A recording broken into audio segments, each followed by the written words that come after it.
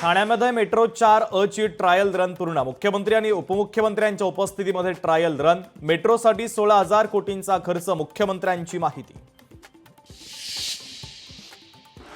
गोपीचंद पडळकरांच्या विरोधामध्ये आज सांगलीत मोर्चा। शरद पवारांच्या राष्ट्रवादीचा सांगलीमध्ये राज्यव्यापी मोर्चा। धाराशिवच्या परंडा तालुक्यातील अडकलेल्यांचं रेस्क्यू। पुरामध्ये अडकलेल्यांचं हेलिकॉप्टरद्वारे रेस्क्यू, तर 22 जणांना वाचवण्यात यश। बीड जिल्ह्यातील नद्यांना पूर। माजलगाव धरणाचे 11 दरवाजे उघडले, तर जिल्ह्यातील 143 प्रकल्प पूर्ण क्षमतेने भरले।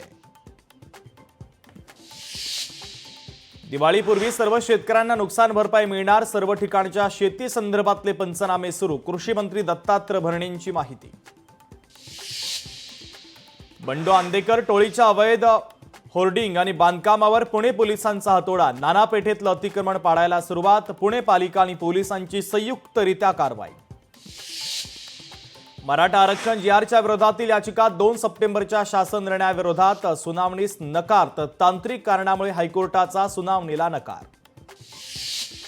वैभव खेडेकरांचा भाजप प्रवेशाचा मुहूर्त अखेर ठरला। रवींद्र चव्हाणांच्या उपस्थितीमध्ये उद्या पक्षप्रवेश। उद्या दुपारी 2 वाजता करणार भाजपमध्ये पक्षप्रवेश।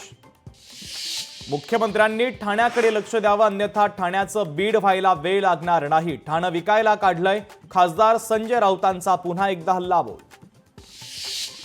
देशभरात आजपासून शारदीय नवरात्रोत्सवाला प्रारंभ। नवरात्रोत्सवाच्या निमित्तानं मंदिरांमध्ये भाविकांची अलोट गर्दी।